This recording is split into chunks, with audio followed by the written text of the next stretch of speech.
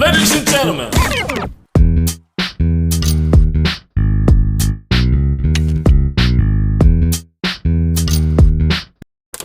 O Vinícius Júnior merece todos os parabéns, merece estar na lista dos 3, dos 5, dos 6, dos 200, jogando no Real Madrid. Porque na seleção brasileira, infelizmente, ele nunca jogou bem que justificasse o nome que ele tem um nomão.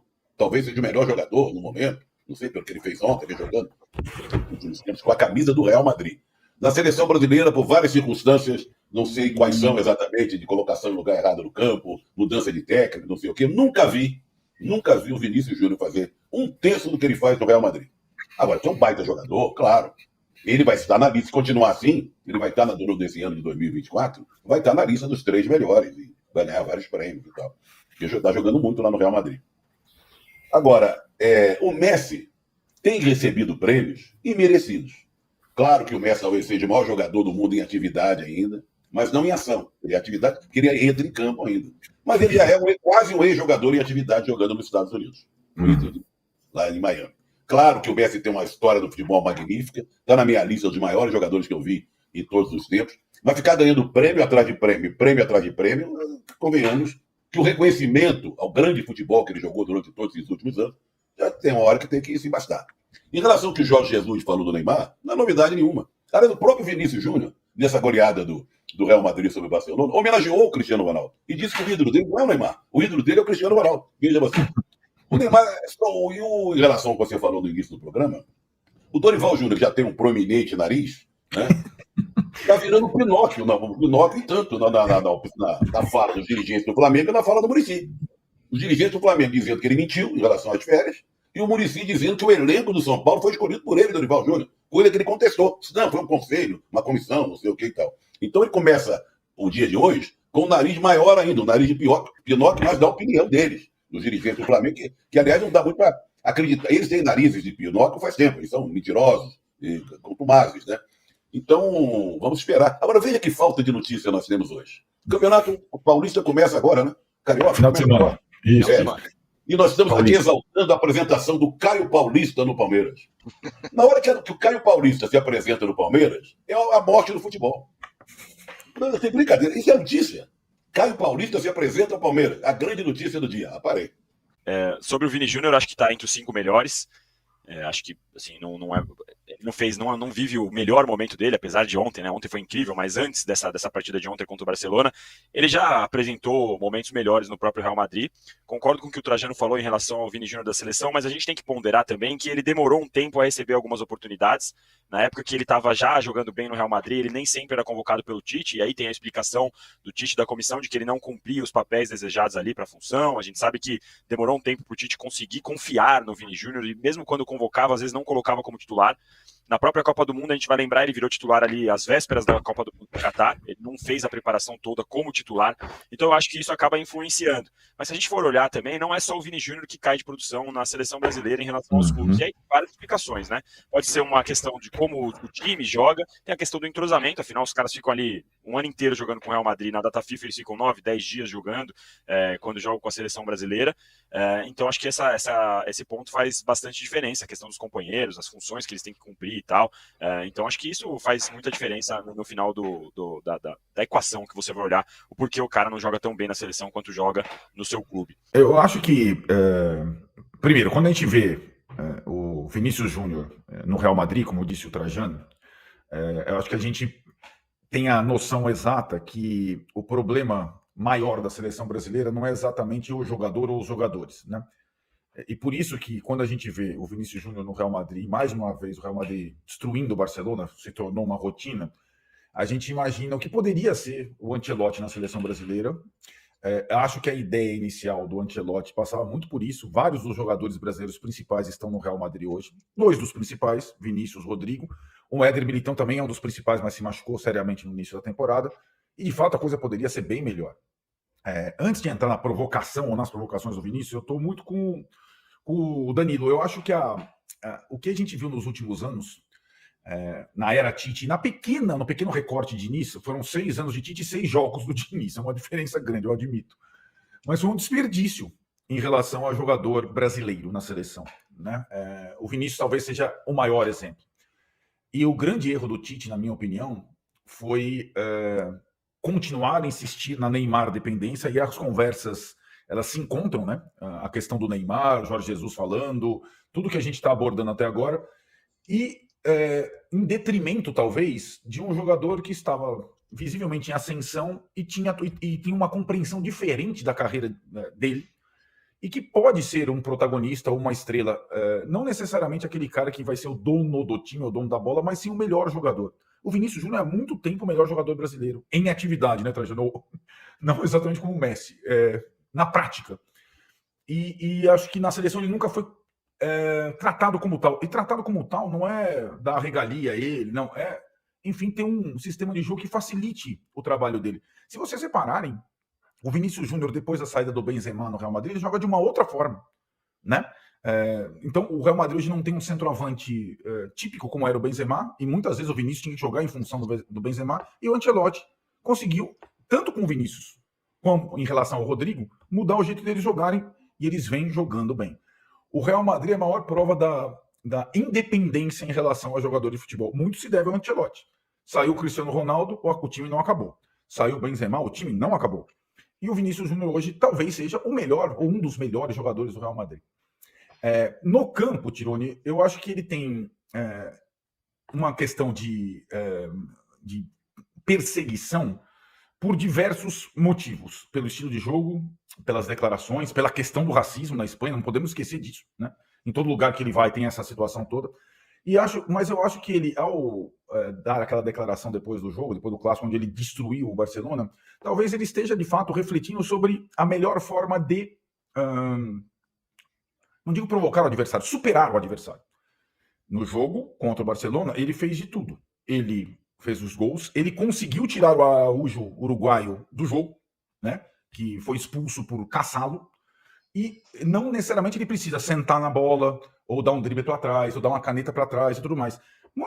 Se ele está se inspirando no Cristiano Ronaldo, ele tem total razão. Porque o Cristiano Ronaldo é o jogador de futebol que eu vi que mais conseguiu ir ao limite da capacidade dele por conta do trabalho. Simplesmente isso. Ele não tem o dom do Messi, nunca teve, ou do Maradona, ou de outros jogadores, mas ele, de fato, leva aquilo, a profissão de jogador de futebol, como algo muito sério, como algo, e está indo além da capacidade dele, da idade e tudo mais. E a história recente dos grandes ídolos brasileiros de futebol, nenhum deles encarou a profissão de jogador ou a vida de jogador como o Cristiano Ronaldo. Nenhum deles. Nem o Neymar, nem o Ronaldinho Gaúcho. Então, o Vinícius, talvez, se espelhando nesse jogador, Cristiano Ronaldo, ele consiga ser, não só no clube dele, como daqui a pouco na seleção brasileira, o jogador mais importante da geração dele. Vai depender também do treinador, viu, Tironi?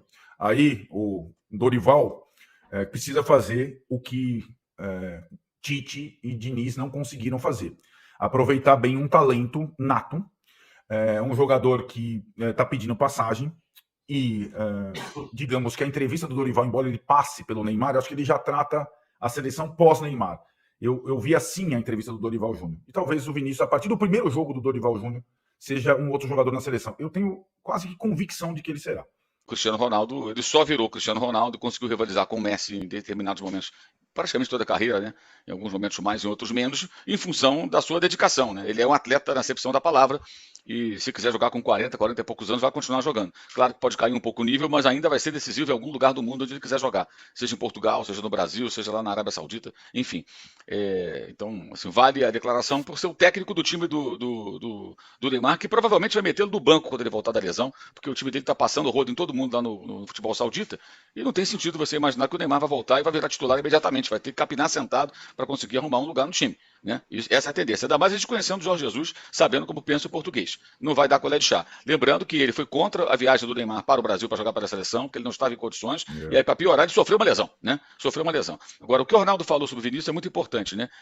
O Carlo Ancelotti, ele usa os seus jogadores e os explora ao máximo, no bom sentido, ou seja, tira o melhor dos seus jogadores.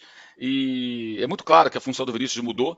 Você olha o mapa, inclusive, de calor, você vê que ele está muito mais presente dentro da área do que antes, quando tinha Benzema, ele de um lado, o Rodrigo do outro. Até peguei ontem na minha rede social, botei lá o mapa de calor do jogo contra o Manchester City 1-1, antes da eliminação, né, da Champions League passada, depois foi goleado e foi despachado o Real Madrid, e o jogo de ontem. Você vê o Vinícius menos na ponta, mais dentro da área agora. Por isso também a sua presença como artilheiro.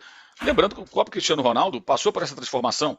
Eu acho que ontem, mal comparando, o Vinícius era algo que lembra um pouco o Bruno Henrique. É aquele ponta que entra na área para fazer o gol, sem a capacidade do cabeceio do jogador do Flamengo, mas com a velocidade e com o poder de decisão, fazendo gols, melhorando nos seus arremates, o que é muito importante, né?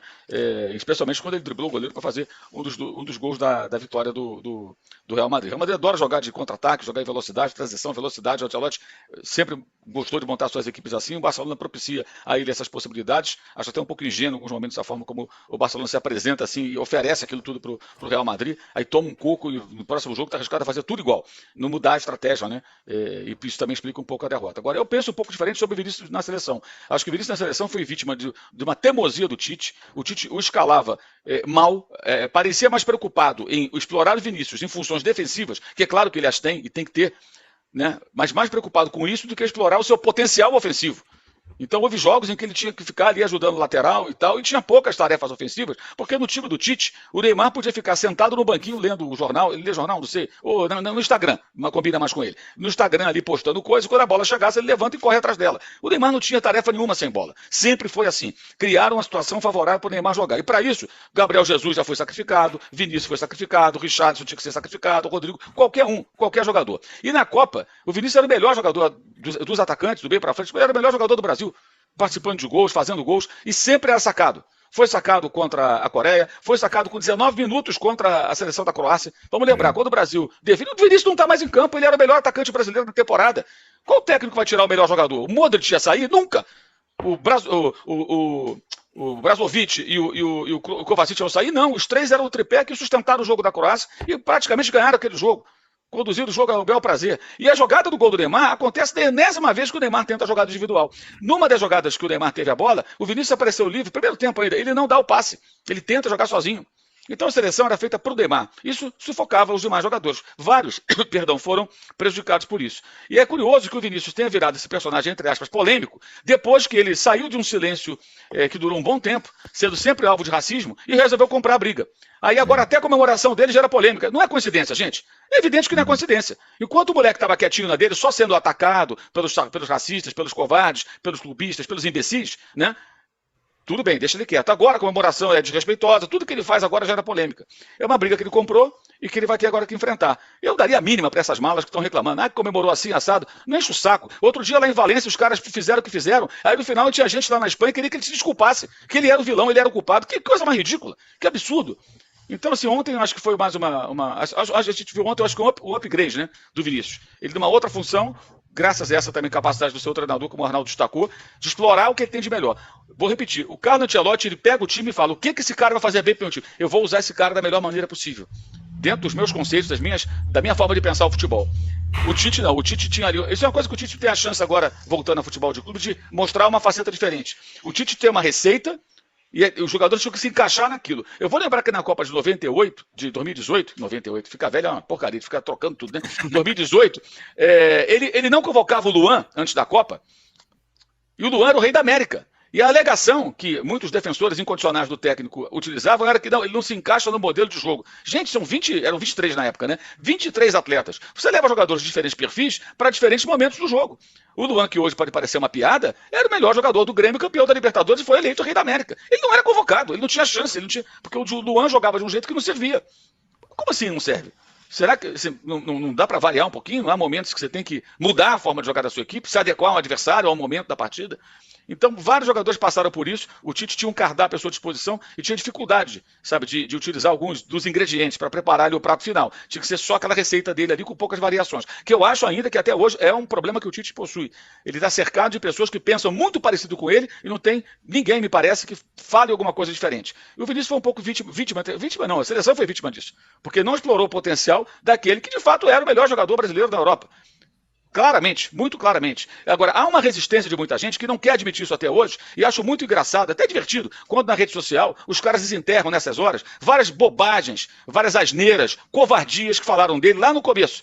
Previsões bizarras, vai ser emprestado, não vai jogar, não sei o quê, sabem nada. Bando de idiotas que falavam essa besteira toda contra o garoto e que agora ficam sendo expostos ao ridículo porque foram ridículos, né? Porque fizeram previsões. E isso está muito em função também de outra coisa que está embutida nisso tudo aí, que é inveja, despeito, clubismo e tudo mais, né? O garoto veio lá de São Gonçalo, lá do Mutuá, cara, morou a vida inteira lá no bairro pobre de São Gonçalo. Quando o moleque desse faz sucesso como ele faz, muitas vezes as pessoas não aceitam muito. Não são todos, mas no caso dele, pegaram para Cristo, né? E quando ele compra a briga contra o racismo do qual ele é vítima, isso se acentua. Aí até a comemoração dele é problema. O importante é o seguinte, na minha visão, jogou pra caramba, meteu 3 gols do Barcelona, entrou num grupo raríssimo de jogadores que fizeram 3 gols numa partida desse tamanho, Real e Barça, né? Tanto para um lado quanto para o outro. Tá ali acompanhado agora de Romário, né? Evaristo, olha só. Pouca gente pequena, né? Jogavam nada, né? Romário, Evaristo, entre outros caras de outras nacionalidades que tiveram aí alcançaram essa proeza, né? E o Vinícius está nesse grupo. Ainda assim os caras vão questionar, então tá bom. Então fica falando do Neymar, ignora o Vinícius e outros que surgem, outros jogadores brasileiros que vão surgir e que são os caras que têm que assumir a seleção brasileira. O Mauro falou sobre a questão do racismo aí, está anunciado agora oficialmente, a Federação Espanhola oficializou agora que no dia 26 de março tem um amistoso Espanha e Brasil, e o jogo está sendo anunciado como a luta contra o racismo e a violência no futebol, viu, Trajano? 26 de março, Dorival Júnior, Vinícius Júnior, nessa cruzada aí, o que está sendo chamada contra o racismo no futebol. Tudo bem, tem uma data e tal, reúne as seleções do Brasil e vai ser estreia, inclusive, do Pinóquio, né? Do Dorival Júnior, né? À frente da seleção. Mas o importante é o comportamento cretino, absurdo dos torcedores. E isso acontece em várias partes da Espanha. A perseguição ao Vinícius Júnior não é localizada ali, né, em Barcelona, ou em Sevilha, ou Valência. É um negócio absurdo, com apoio de parte da imprensa, que pede para ele pedir perdão, que a vítima se torna, né, culpada desses atos racistas. Eu gostei da gente ter puxado para a seleção, porque senão a nossa conversa teria ficado mais só no jogo de ontem, né? Sem dúvida. E a gente acabou colocando a participação dele na seleção, como foi utilizado ou mal utilizado, a presença do Tite e tal. E gostei também do Mauro lembrar do Evaristo, porque tem certos jogadores na história do futebol brasileiro, o Mauro falou, a gente vai ficando velho e vai confundindo as datas. O Evaristo é um jogador para ser muito mais saudado do que é, apesar que o sucesso dele foi nos anos 50 com a camisa do Flamengo e depois nos anos 60, principalmente, com a camisa do Barcelona. Mas o jogador, eu vi, não sei quem foi que colocou ele como titular da seleção brasileira de todos os tempos. Um jogador importante aí, mais antigo, evidentemente. Mas o Evaristo, inclusive, não sei se ainda é o recordista de gols do jogo pela seleção brasileira, que ele jogou contra a Colômbia. Não me lembro, 5 ou 6 gols e tal. É muito legal a gente me falar no Evaristo. Agora, o que a gente não falou aí, e eu levantei a história do Dorival, que talvez tudo tenha sido ofuscado nessa primeira participação, com esse glorioso dia, né, da apresentação do Caio Paulista, lá com a camisa do Palmeiras, e do Carpini como grande técnico lá do São Paulo. Então tudo ficou ofuscado. Mas eu gostaria de a gente falar também dessa coisa da mentira. É mentiroso, não é quem está mentindo, né? Porque fica um jogo de empurra para cá, empurra para lá. Então, o caso do Dorival me intriga um pouco. Sim, por isso que eu vou passar a bola de novo para o Mauro. Já que a gente está falando de Dorival, seleção, tudo se mistura. Mauro, teve essa história aí. Os dirigentes do Flamengo eles contestaram a declaração do Dorival sobre o planejamento do time para 2023. O Dorival disse, quando ele foi apresentado à seleção, né, que queria a volta do elenco no dia 19 de dezembro. E tanto o Bruno Spindel quanto o Marcos Braz foram enfáticos, né? Que falaram, não, talvez, não falaram, não, eles estão mentindo, é mentira isso. Dizendo que essa declaração do Dorival é mentira. E essa questão, foi uma questão muito importante no Flamengo, né? Porque esse negócio atrapalhou a temporada inteira. O Flamengo acumulou derrotas ao longo do ano e muito se coloca na conta daquelas férias malucas de quase 50 dias que o time teve. 42 dias exatos de férias eles tiveram. Primeiro tem que deixar claro uma coisa, todo mundo está errado ali. Jogadores que quiseram 42 dias de férias, sabendo que competições importantes teriam pela frente no começo de 2023, dirigentes que concordaram e comissão técnica que concordou. A informação que eu tenho da época que eu tive na época foi que todo mundo concordou. Então, como assim, 40 dias todos? Não, todo mundo concordou, os jogadores estão cansados e tal. Lembra que o Dorival, nos últimos jogos do Flamengo, em 2022, o Flamengo ganhou a Libertadores, não estava jogando bem, já estava numa queda clara, técnica. O Flamengo depois jogou com o Corinthians, perdeu por 1-0. Até fez um jogo razoável ali, não foi um jogo ruim. Um pouco de ressaca, Corinthians, um confronto grande, tudo acontece, tudo bem. Mas aí contra o Juventude, um time bem desfigurado, que teve um jogador que já estava de férias ali, gente. É só puxar para a memória. Os caras não jogavam mais, já não apareciam mais para os jogos, não eram relacionados. Quase perdeu para o Juventude. Treinado pelo Celso Roth, totalmente desmobilizado, já matematicamente rebaixado, com jogadores dispensados, que estava ali cumprindo tabela e pensando no que fazer no ano seguinte. Quase perdeu. Foi salvo por um gol lá no último lance, gol de um garoto da base, acho que Peterson fez um gol no último lance, o Flamengo empatou o jogo. Quase perdeu para o Juventude. Na sequência, o Flamengo também perdeu para o Coritiba, e o jogo que fez o Coritiba escapar do rebaixamento. O Flamengo perdeu para o Avaí, rebaixado do Maracanã, no jogo da despedida dos dois Diegos, o Alves e o Ribas, estádio com mais de 60 mil pessoas. O Flamengo perdeu para o Avaí, atuações ridículas. E aí o Dorival ia na coletiva e minimizava. Não, os jogadores estão cansados. Como cansados? Ele revezava o time. Jogava um time no Brasileiro, um time nas Copas. Tanto que contra o Palmeiras ele colocou reservas no Allianz Parque, naquele empate, e foi muito criticado. Contra o Ceará, quando o Palmeiras empata com o Bragantino, o Flamengo podia encostar. E ele põe o time reserva contra o Ceará no Maracanã cheio, empata de novo. E esses 4 pontos, muita gente reclamou. No final, o plano dele e do clube, que não foi só dele, estava correto. Ganhou as 2 Copas, que era o mais factível, e meio que abriu mão do campeonato, mas deu certo. Mas o time termina mal o ano. Ele sempre minimizava o mau comportamento no sentido técnico e tático, né, dos jogadores em campo. Sempre. E a informação que tive na época foi que todo mundo concordou com isso. Então todo mundo está errado. Acho que se o Dorival quisesse mesmo, acho muito estranho, voltar no dia 19 e os caras colocassem o dia 26, ele não tinha nem que renovar o contrato, eu tinha que pegar o boné dele e ir embora. Que técnico é esse? Você imagina que o Abel Ferreira vai chegar no Palmeiras e falar, olha, vamos voltar dia tal, depois dos 30 dias, aí vem alguém e fala, não, vamos voltar 12 dias depois disso aí, 15 dias depois, vamos dar férias para os garotos, deixa os garotos brincar, aquela música, né, aquele funk, deixa os garotos brincar. Peraí, cara, não. Ah, mas o Abel tem um tamanho, o Dorival tinha tamanho no Flamengo, ele foi campeão da Libertadores e campeão da Copa do Brasil. Então, me parece muito estranho isso tudo. Agora, de uma coisa, ninguém escapa, todos estão errados. Todos estão errados. Claro que sempre vai ser a palavra de um contra do outro, né? Acho que o Dorival deveria também se envergonhar de falar, eu queria dia 19, mas voto vencer. Que técnico é ele, pô? Que não impõe. Porque aí a questão não é de uma escolha por gosto pessoal. É o lógico, você tem que voltar depois de 30 dias e começar a trabalhar. Aí vem a bizarra argumentação dos dirigentes do Flamengo. Não, que o Palmeiras voltou dia tal, teve não sei quantos dias, mas não interessa o Palmeiras. O Flamengo trocou de técnico, gente. E o Palmeiras não tinha aquelas competições todas no começo do ano. O Flamengo tinha todos aqueles jogos, Supercopa, Recopa, Campeonato Carioca, Mundial de Clubes, tudo encavalado, até Taça Guanabara no meio. Eram várias taças que estavam em disputa, com viagens inclusive. E o Flamengo tinha que ter pensado nisso. A temporada era muito atípica, peculiar, especificamente do Flamengo, diferente dos demais. E era um novo técnico chegando. Mas o Vitor Pereira só podia trabalhar dia 2. Nada impediria que a comissão técnica do técnico português começasse a trabalhar no dia certo, depois na volta das férias, e fazendo a parte física, toda a preparação, até o trabalho com bola, com o auxiliar poderia começar com a orientação passada pelo Vitor Pereira, aí no dia 2 ele já assumiria, o time estaria já num outro estágio. E isso impactou sim na temporada inteira, porque aí ficou batendo cabeça, o técnico caiu, entra outro, troca todo mundo, troca preparador físico, e foi aquele ano todo atribulado, que acabou resultando o quê? Nenhuma taça, nenhuma conquista, um ano de fracasso, de um elenco tão caro, de um clube com tanto dinheiro investido no futebol. Então acho ninguém escapa dessa, inclusive os jogadores. Jogadores, dirigentes, comissão técnica, presidente do clube que não fez nada, poderia dar uma pancada na mesa. Que negócio é esse de 42 dias? Vamos voltar no dia certo. Vamos cumprir aqui. São 30 dias de férias, 30 dias de volta, vamos trabalhar pensando em 2023. Então todos foram condescendentes, omissos e concordaram. Agora fica esse jogo de empurra, né? Agora também acho estranho que o Dorival tenha falado disso só agora. É que é muito mais fácil de bater nos dirigentes do Flamengo. Então eu estou batendo em todos eles. O Dorival está errado, os dirigentes estão errados, os jogadores estão errados. Ninguém escapa, gente. Agora fica esse jogo de empurra para parecer, o vilão está lá, não sou eu. Não, todos são vilões. A torcida do Flamengo, se parar para pensar, ela não vai perdoar ninguém. Nem o Dorival, nem os dirigentes, nem os jogadores. Inclusive o jogador que foi homenageado agora e que adorou tirar 42 dias de férias e que dá entrevista em podcast depois falando que gostava do técnico e gostava do outro. Essas pessoas pensam primeiro nelas, nas suas conveniências e não no clube. E o torcedor ingênuo cai na conversa fiada dessa gente, que coloca o clube muitas vezes segundo. Não é só o Neymar que tem outras prioridades, não. Tem muita gente mais preocupada em tirar férias, além dos 30 dias, que já é mais que o suficiente, né, do que em pensar no time, em trabalhar para o time jogar bem, ser competitivo, o que não foi no ano passado. O Abel hoje, ele tem uma condição que todo mundo volta a trabalhar, ele volta depois. Como fez o Tele Santana no São Paulo, fazia o Tele Santana no São Paulo.